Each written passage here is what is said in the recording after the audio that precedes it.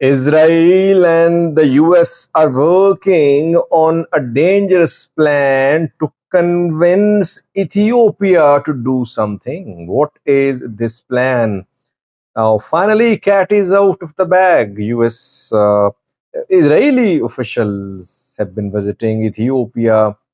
A minister too visited Ethiopia a few months ago. Israel issued some statements criticizing the nexus uh, among Iran, Sudan, and Eritrea. Israel issued some statements in support of Ethiopian case for sea access. But what does Israel want in return?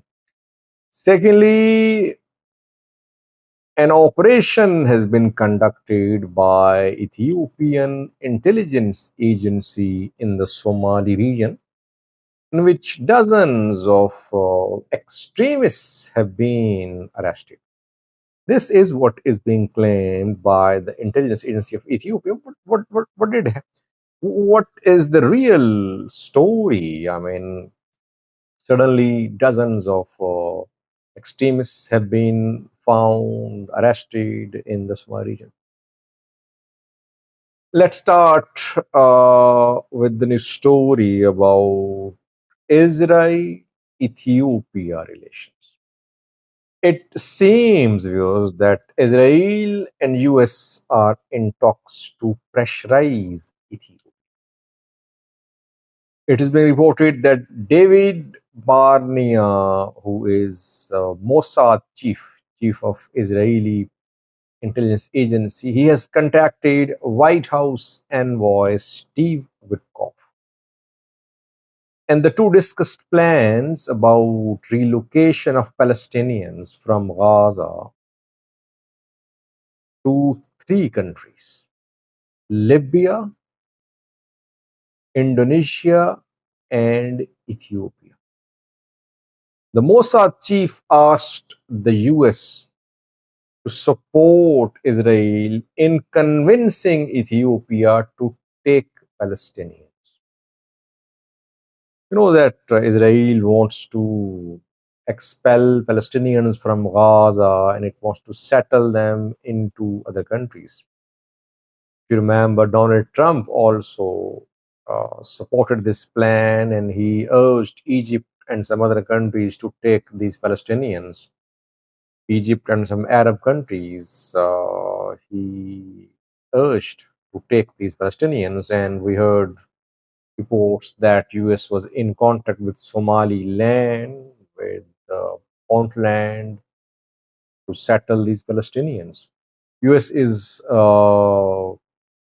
settling its deportees too, by the way, in some countries.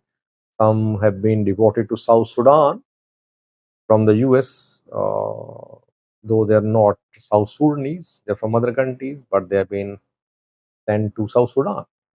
US wants to relocate Palestinians from Gaza.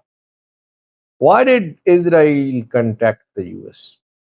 Israel has been supporting Ethiopia recently. It has been supporting Ethiopian government's position about sea access, etc. It has been criticizing Iran, Eritrea, Sudan allies. So all that Israel was doing to convince Ethiopia to welcome and take Palestinians. Now, Ethiopia is in a difficult position. Israel is contacting the US to convince Ethiopia because US has a leverage. Firstly, US-backed financial institutions gave billions of US dollars to the Ethiopian government as loan, IMF and World Bank.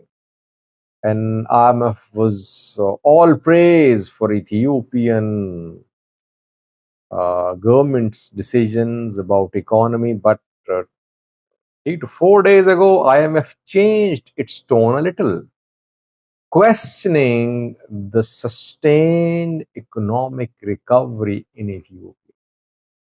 Though it appreciated reduction in inflation and increase in revenue, but it raised questions about security situation, questions about less foreign investment, etc.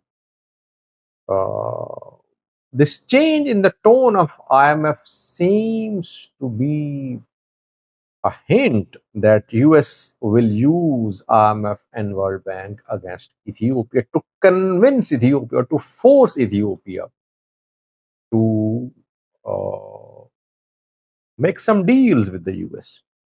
And now it seems US wants two deals. Firstly, US and Israel, they want Ethiopia to take Palestinians. Will Ethiopia agree to that?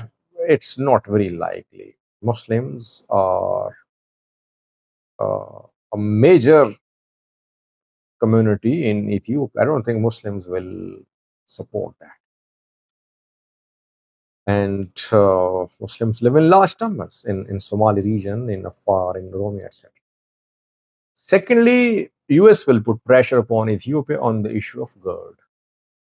Trump clearly said 3 days ago that GERD, the dam, was funded by the US and that the project could be a threat to Egypt. Egypt is the Nile, River Nile is the lifeline for Egypt. So Trump is supporting Egyptian position on GERD. By the way, Trump will blackmail Egypt too on the issue of taking Palestinians. He has been asking Egypt to take Palestinians from Gaza. Now he will tell Ethiopia to take Palestinians too. And he will back Egypt. If Egypt starts taking Palestinians from Gaza, he will back Egypt more in Egypt's case for GERD. Egypt wants a legally binding agreement with Ethiopia over GERD. Ethiopia not signing such an agreement. Overall, we could see more pressure on Ethiopia in coming days. The pressure being exerted, but it's not being seen publicly. But since the news has been confirmed that Mossad chief contacted the US to convince Ethiopia to take Palestinians, it means that already diplomatic pressure is being exerted on Ethiopia. Secondly, viewers, the intelligence agency of Ethiopia rather claims that in an operation conducted, it has captured over 80 extremists in the Somali region of Ethiopia. The NISS, Ethiopian Intelligence Agency, says that these extremists are affiliated with Islamic State extremist group, and they've been trying to build sleeper cells in the Somali region of Ethiopia. And that NISS conducted this operation, and all extremists have been arrested.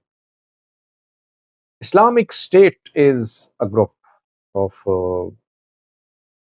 extremist Muslim fighters based in Puntland state of Somalia. And since December last year, Puntland government has been conducting an operation there against these ISIS elements. Al-Shabaab is a separate group. ISIS is another group. These ISIS fighters move between Puntland and Ethiopia. But suddenly, the presence of ISIS in Somali region is being confirmed. Al-Shabaab also tried to enter Somali region over 2 years ago, but Ethiopian forces pushed Al-Shabaab out of Somali region. ISIS managed to enter Somali region. It built sleeper cells, and now arrests have been made. Sometimes such operations are conducted to tell the international community that Ethiopia is on board with the international community in the fight against terrorism. US doesn't want to see expansion of these groups in the region. US has been part of military operations against Al-Shabaab. It has been part of operations against ISIS too in Portland. People say that the claim by Ethiopian intelligence agency to have arrested 80 plus ISIS fighters is basically an attempt to get US support. US support in other areas like in the field of economy, etc. And that ISIS has no major presence in Somali region of Ethiopia. Uh, it's difficult to say, but Ethiopia publicly says that it's a US partner in the fight against terrorism in the region. Thanks for watching.